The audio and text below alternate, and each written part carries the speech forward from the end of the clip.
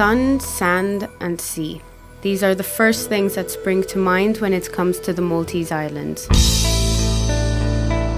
Indeed, with their sparkling views and warm climates all year round, with their quaint village cores and their scenic coastlines, the islands boast that legendary Mediterranean lifestyle. And today, these postcard views also sit alongside a new and exciting cosmopolitan vibe, where history and culture meet shopping and plenty of opportunities for rest and relaxation for all the family members. The islands are easily accessible through Malta, the largest island in the archipelago. Once called the stepping stone of the Mediterranean, this sunny island bursting with history has always been a convenient harbour for both travel and trade. Nowadays, touching base with the island couldn't be easier. Everyone is hoping that the pandemic situation around us will slowly fade in the past, and we look forward to start seeing life return to some form of normality. Seeing life as it was before COVID-19 is the goal to be achieved. It is the objective we all desire and need. Finding ways and means to live with any form of virus is a way forward to resume tourism as it was before the pandemic and start seeing how life was like and no longer remain mere memories of the past. I am Samira, and I will be spending the next 13 days discovering the island's varied underwater sites and some of the best tourist attractions that could be appreciated by non-divers.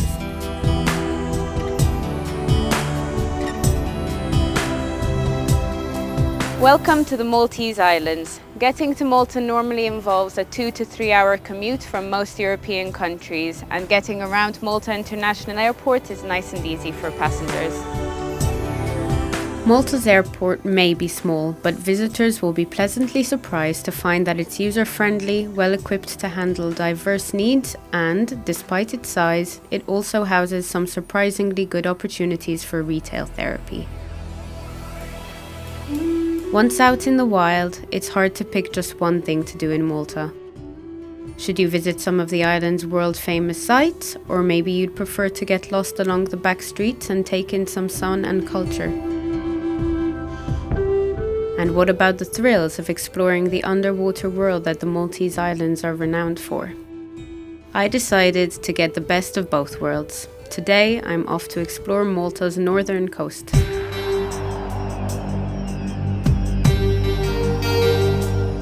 For my first 5-night stay in Malta, I decided to find accommodation in Mellieja, a scenic village in itself. A 4-star deluxe hotel accommodation is the way to go.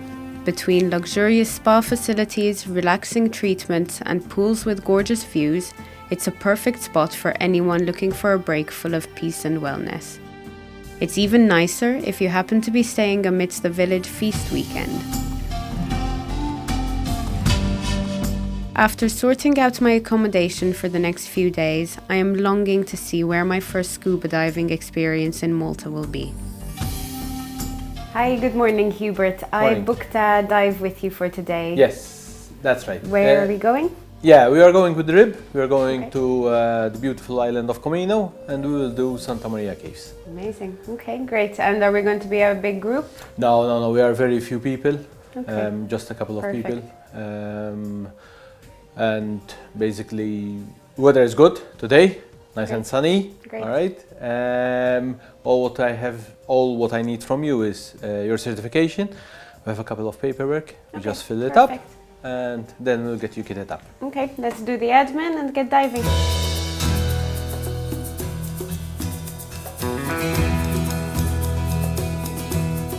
With all our diving equipment loaded on Hubert's Rib, we leave Malaya Bay and head towards Comino. With nice weather and flat calm sea, in less than 20 minutes boat ride we reach Comino. A popular land feature on the northeast coast of Comino is Elephant Head Rock. This was also the feature found on the Count of Monte Cristo's treasure map to locate the lost treasure that made him very rich overnight in the film released in 2002 for the big screen. Getting the first glimpse at Santa Maria Caves dive site looks impressive. I cannot wait to go underwater to explore more. As soon as we descend, a big school of sea bream comes to greet us. The fish were more interested in the slice of bread I was holding in my hand. I suppose whenever the fish see divers, they also see food and an easy meal for them. Santa Maria Cave, it's in Comino, and it's a really popular dive site, and we normally use it for the second dive. The sea bream are the first highlight of this dive. We head towards one of the cave entrances to explore what is hidden within. The dive site is very shallow and it is suitable for all levels, especially for beginners. Swimming through the cave tunnels is amazing. I can see why this dive site is very popular with scuba divers, but this area attracts also other visitors. In summertime, Santa Maria Caves is very popular with the boats. So very important that when we come up to the surface, stay close to the boat so we avoid any accidents. Camera in hand, I dive deeper through the swim-throughs, trying to spot the location where the Count had found his treasure chest full of gold coins. Santa Maria Caves, they are more of a swim-throughs than caves. So they are very safe to go through, very shallow, and the most important thing is that you keep neutrally buoyant. Santa Maria Caves are actually a series of cave tunnels. Divers call them swim-throughs. You exit one tunnel and swim for the next. Through the swim-throughs there is plenty of light coming through in. But if you have a torch, it will add to the fun. Especially while you're going in, because you can get quite a lot of nudie branches. When it was time to return to the boat, Hubert decided to pass back through the caves. This way you tend to look for the little things that you've missed on your way in. Dive sites like Santa Maria Caves, they are really good for open water courses and any type of diving. We use Santa Maria Caves quite a lot for open water courses for the simple reason the environment is really good, plus there is quite a lot of fish life around.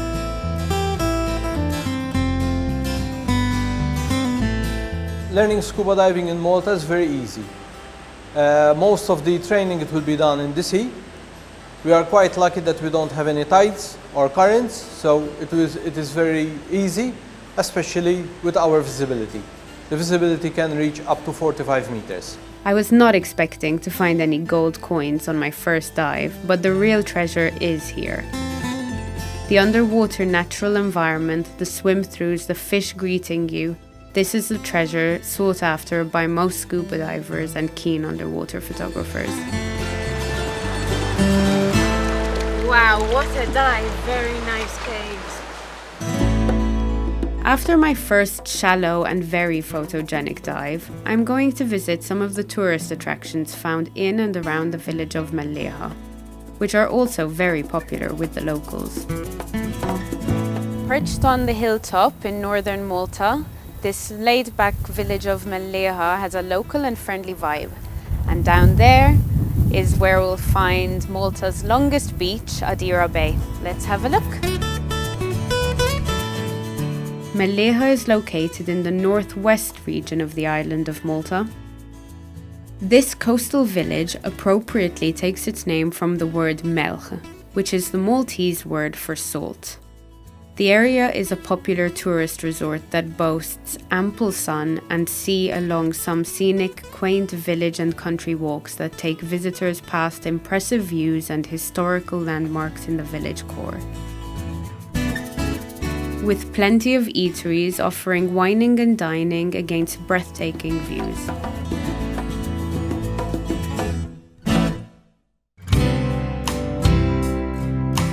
With perfect summer weather in the air, I decided to head over to Malaya Bay, which is one of Malta's largest and most popular sandy beaches. This lovely bay is very central and also full of convenient kiosks, cafes and water sport shacks. So, whether you just want to bask in the sun with a cool drink, or are up for some adventure and exploration at sea, This is a must-visit spot on the island, especially during summer. Mellieja Bay is a great stop for a family enjoying fun in the sun, but more daring bathers will also find plenty to keep them busy. Many dynamic water sports take place around the bay, including parasailing, jet ski hire, and safaris. But anyone looking to explore Malta's wonderful scenery will want to hire a kayak, a paddle boat, or a speedboat and make their way around the bay's surrounding inlets. And for anyone looking for something different, wacky activities like banana and crazy sofa rides always make for a good laugh. If swimming in crystal clear waters sounds more like it, then a chartered day trip to the neighbouring island of Comino is an easy reach by boat from here. This trip will take you around the best spots and geological features of the area.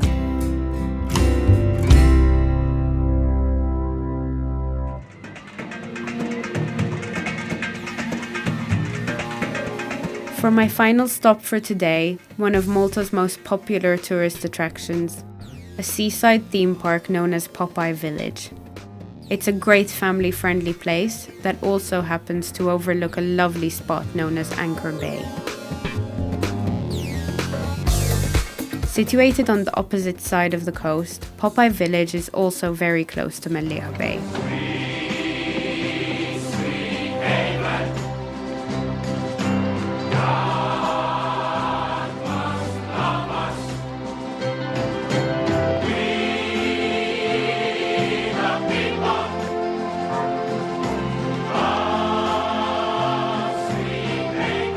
Built on the original set of the 1980s musical Popeye, which stars the late and great Robin Williams, the iconic film star destination invites everyone to meet Popeye the Sailor and his friends Olive Oil, Bluto and Wimpy as they go about their day.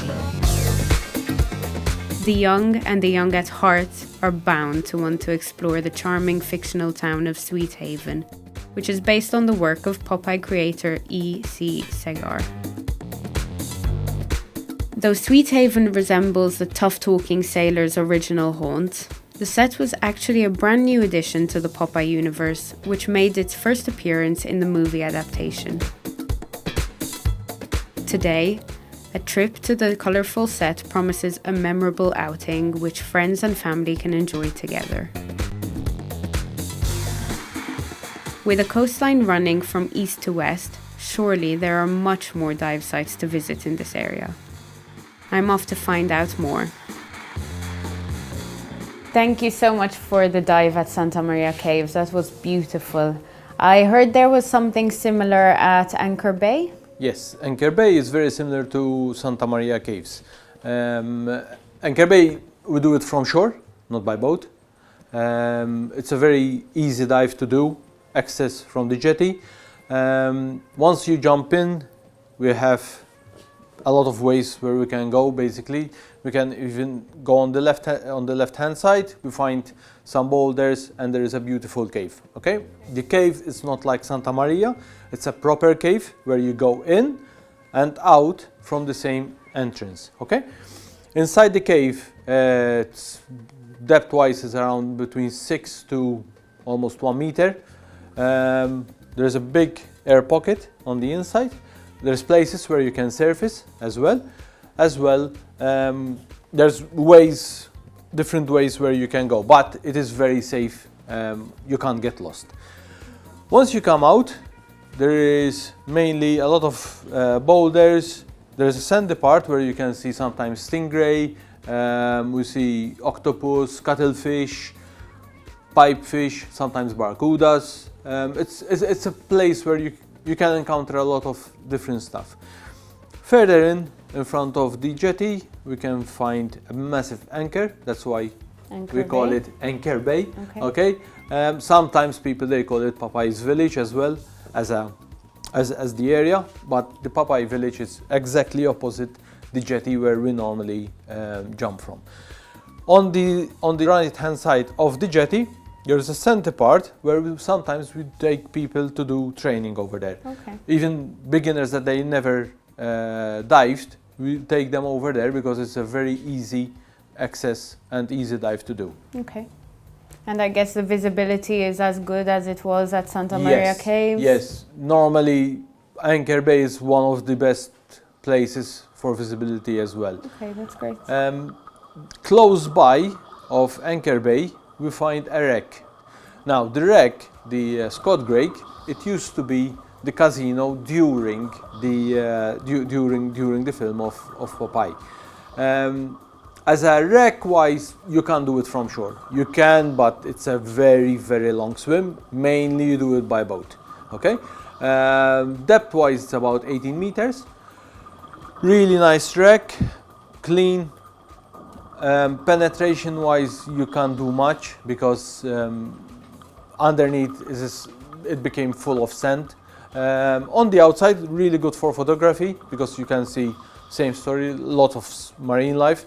It is very popular for moorhen eels for some reason. I don't know why. You see a lot of them over there. One of the biggest stingrays I ever saw in Malta, it was over there, funnily enough. Where the cabins are, there is quite good photoscenic that you can take really good shots for photography over there. That's amazing. That's great.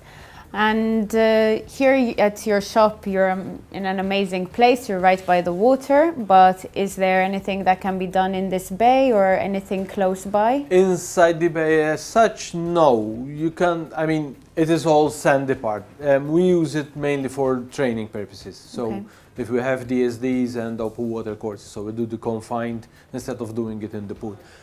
Once we go out the bay, both left and right, it is really good as well for diving. Then it gets for a little bit of more. We use it as well for DSDs, but for experienced divers, it's good as well. We have Ahrash Point. Ahrash Point, it's a really nice dive. That's where the Dragonara cave is. Okay, the Dragonara, it used to be a massive cave, but the top has collapsed. So nowadays, once you go in, it's you enter. It's like you're entering into a cave, but it opens into a big lagoon. Okay, so basically you can surface inside and you see all this nice opening on top of you. Underwater is beautiful because once you are in, you have the sun rays that goes straight through it, and it's beautiful because it is shallow, so it's about 3 to 2 meters. And it's really, really nice because there is like reddish coral and it glows basically. The bottom just glows with these sun rays. Okay. Once you go all the way inside, on the right hand side, there is a small cave. Very small. You just go in, turn around, and you exit. It's a very small cave, but it's beautiful as well because on your way out, because you have that darkness where you are, you see the sun just in front of you, and it's a really nice, That must be beautiful for photography. It is. Once we exit from the coral lagoon, we are going to find a lot of big boulders, where we see rays on the bottom. Sometimes we see groupers hiding around these big boulders, and other stuff like barracudas, pipefish, and octopus. It is really famous for this area. Okay, and all the caves you're mentioning, are they safe to do for normal level divers? Yes. No, in Malta mainly we don't have caves that you can get lost into. These two that I have mentioned, the one in Anchor Bay, you can even surface inside it, and the one in Ahrash also. So basically, it's a very easy way to go through them. Okay. As well in Ahrash, where the Dragonara is, once we have seen a really nice turtle. Okay. And this turtle, basically, it was just inside this nice hole. It was there, and one of my divers just pointed out, look, there is a turtle, and obviously it was one off, but yes, we can see turtles as well, quite close to shore. That's amazing, a dream come true. Yes. Thank you so much for the information. I can't wait to do those dives, but also the next dive I've got planned with you. Look forward for it. Thank you. It's been a fantastic first day out and about, and I'm looking forward for tomorrow's next dive and more places to visit. I think I will be heading towards the silent city of Mdina and the surrounding areas.